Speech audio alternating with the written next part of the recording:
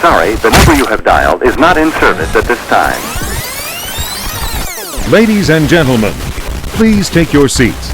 The show is about to begin. Top of the evening, South Africalings. I hope all of you are keeping well, keeping fit, keeping strong, and keeping healthy, and rising above whatever you got to do, and just keeping a healthy, strong, positive mindset. Hey? That's what it's about in these COVID times, guys. It's about keeping your head strong and keeping your thoughts on what you got to do, and not overthinking and, ruminating and trying to make sense of what's going on around you all the time. Because you know what? Nothing makes sense at the moment. So stop trying to make sense of everything and try and go with the flow. This is the Wayne G Show. This is Real Talk Radio, where the talk is always real.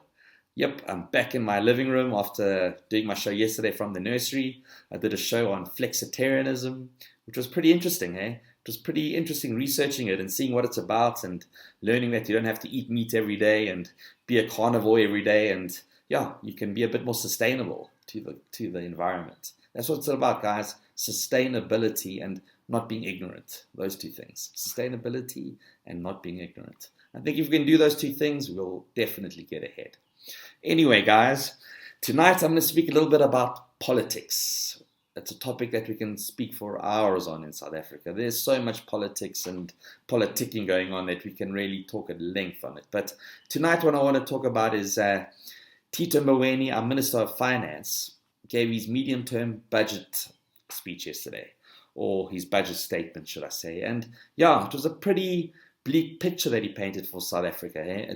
It was one of those almost like watershed moments where we sat back and we said, oh my gosh, this is actually where we are. We're spending 2.1 billion rand a day in debt. That's what our debt is costing us, guys. We are literally borrowing 2.1 billion rand a day. It's absolutely crazy.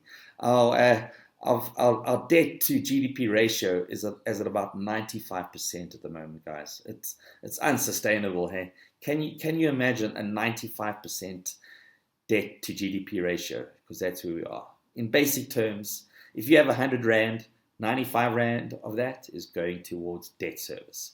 Our debt is predicted to soar to close to 6 trillion rand in the next 5 years. It's sitting on 3.9 trillion at the moment. So, yep, it's going up and up. And, before we know it, we're going to be unable to service our debt. And that's when inflation goes through the roof, our currency devalues, which it already is. But when you can't service your debts, it pretty much snowballs very fast. So we're going to have to make some pretty rapid changes to our economic structures and to our economy. Tito didn't mince his words. He pretty much said this cannot carry on, and it can't carry on. Our government is borrowing way too much money and spending way too much money. And it seems like they're unable to manage anything. Every single parastatal is a failure. And there are 700 of them. Our government owns 700 parastatals. I can't go on the record and say that every single 700 are failing at the moment, but our top parastatals are all failing. It's only Telkom that is semi-privately owned. The government only owns about 39 or 35% of Telkom, and that's the only parastatal or semi-private parastatal that I know of that is doing vaguely well. The rest are all failing, guys. SAA, for example, is getting another bailout. Yep. A 10.5 billion rand bailout to add to the 16.4 billion it already got, guys.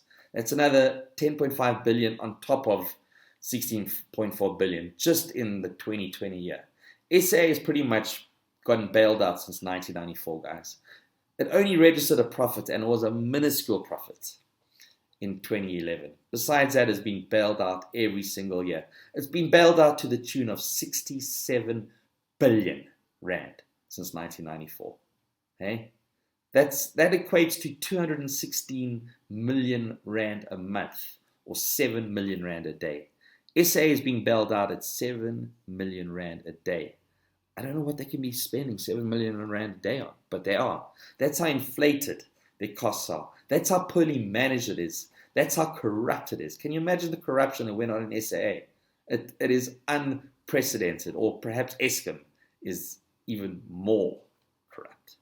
Okay? But we're actually competing with what parastatal is the most corrupt.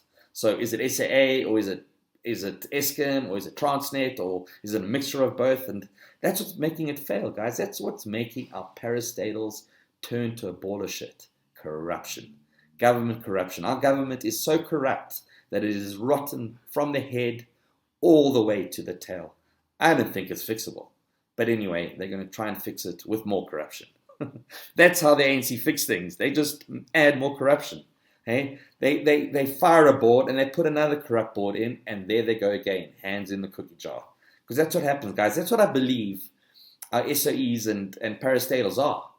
There are massive cookie jars for government members to put their grubby paws in and steal from. And that's what they do, hey? Look at what the Guptas did. The Guptas used Zuma to rape Transnet, to rape Eskom. Who knows what other parastatals they raped, but they got filthy, stinking rich off a corrupt Zuma and a corrupt Dudazani Zuma, his son.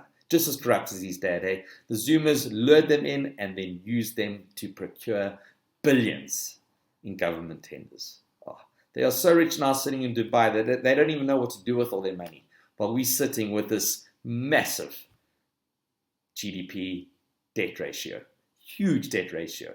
And where are the Guptas? They're gone. And we're still blowing billions on failed parastatals. Another 10.5 billion rand to just cover the business rescue expenses, guys. That's just to service the debt that SA has got in the short term. Who knows what they're carrying on the long term? Hey? It's unbelievable, guys, and it cannot carry on. We've got parastatals that are failing left, right, and center, and we just keep bailing them out because the government allows it, but they can't allow it. What we've actually got to do is we've got to privatize our SOEs. It's the only way to save them.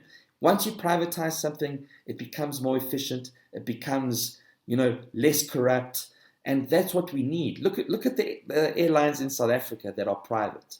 Kulula, Safair, and guess what? Pre-COVID, they were efficient.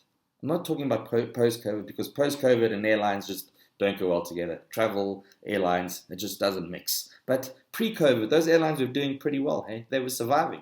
They weren't having to go with their cap in their hand every month to the government for another bailout. But SA did, to the tune of billions. And, I think that it's actually just a big fat cat taxi service that taxis or ferries or transports our government officials from Johannesburg to Cape Town, where they've got to go sit in Parliament, because we've got, government in Pretoria and in Cape Town. So they've got to move up and down all the time on business class, eating chicken or beef. Yep, chicken or fucking beef. That's what our government gets to choose from, while we chewing on rice. While we chew rice and pup and whatever, they're getting a choice between chicken and beef, sitting in these beautiful luxury business class seats, because they can't fit their fat bums into economy class. They're just too big. Hey, they just can't fit in. They are so fat on the gluttony of our land that they can't even fit into a normal economy class seat. That's where we're sitting at the moment, guys. Well, that's where they're sitting. It's unbelievable and it's unprecedented. We just can't keep bailing out our SOEs. I'd far rather see our taxes go to the healthcare, into education, especially education.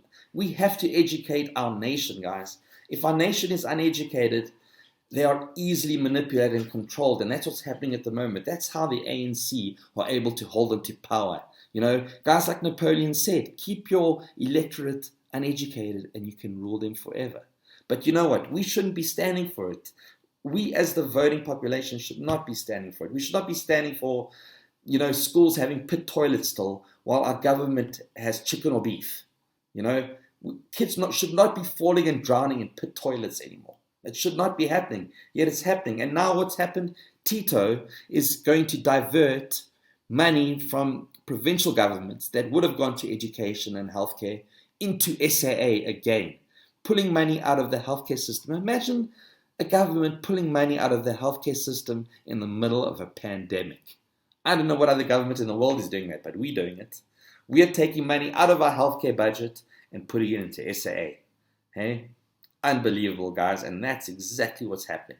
Failed parastatals like SAA, like Transnet, like Eskom, guys, Eskom is 450 billion rand in debt, of which the government has guaranteed 300 billion of it. And it's absolutely unacceptable, and yet it rolls on. And each month the government lends Eskom more and more money. You know why? One of the reasons is places like Soweto, there are places in Soweto that aren't paying their electricity bills. There's massive areas of it that are not paying a single cent towards the electricity bills, and Eskom rolls on. Because if we don't pay for electricity, or if Eskom doesn't get bailed out and the lights go off, our economy shuts down. It's not like SA that's a nice to have. It's nice to have an airline. It's prestigious, and that's why we're keeping it. As I said before, it's to fly these fat cats around the earth. But an SOE like Eskom is critical to the functioning of our country. If we don't have Eskom, we don't have an economy. That's how important Eskom is, but we keep on bailing it out because we cannot function. And you know what, guys? Our entire electricity supply system should be privatized yesterday, not even today. If we had to privatize our electrical service system, we would have an efficient country without load shedding and blackouts and stuff like that and bailouts. They'd be efficient and effective. We need to start privatizing. I'm a big fan of privatization. I don't know why the government doesn't allow SOEs to be privatized once and for all. Let's just privatize our rail infrastructure. Let's privatize our electricity supply. Let's privatize our shipping, our ports. Why are we allowing a government that, in Tito's words, is overspending more liberty to carry on overspending? They don't have a solution, guys. Have you heard one solution? Oh, we're going to reduce our labor costs. They're going to reduce the labor budget by 300 billion. Imagine the rights you're going to have in this country when our public servants are cut short of 300 billion. Hey, either jobs are going to get lost, or salaries are going to get cut, or something's going to go on. Some kind of austerity measures are going to happen to reduce public salary spend by 300 billion. It's not going to happen overnight. But that's what's happening, guys. And that's what's happening to all of our parastatals. They're all in a shocking state. So yes, privatization, I believe, is the way forward. It's the only way to save our country, is to privatize it, because the guys that are running it can't run it. Let's just call a spade a spade. Let's call it real talk. The ANC have failed. They have failed, and they are unable to run our country. The only thing that they are actually good at is a kleptocracy. They are brilliant at diverting funds and creating companies and shelf companies and companies that take money out of parastatals and put it into their own pockets. They are the best at that, but don't let them run anything. They cannot run it. They cannot run a country efficiently. They have proven that, guys. All the examples I've given tonight are examples of a government's failure. So let's try and hold our government to account. At least give an attempt to hold the government to account and push for privatization. You know what? Let's push for it. Let's push that our SOEs are privatized so that we can at least have the lights on permanently. That would be a great start, for an economy, to have the lights on. That's winning. You talk to people in Australia about load shedding, and they're like, what the hell's that? What the hell's that, mate? And you're like, it's load shedding. It's where they switch our electricity off because we don't have enough. And they're like, look at you all confused. But that's what we got, guys. And that's what our government is. It's a failure. I love calling a spade a spade. That's real talk tonight, guys. That's a talk on our parastatals and how our budget is not going to cut it any longer. We've got to hold our government to account. This is Real Talk Radio, and this is the Wayne G Show, where the talk is always real. Peace and love.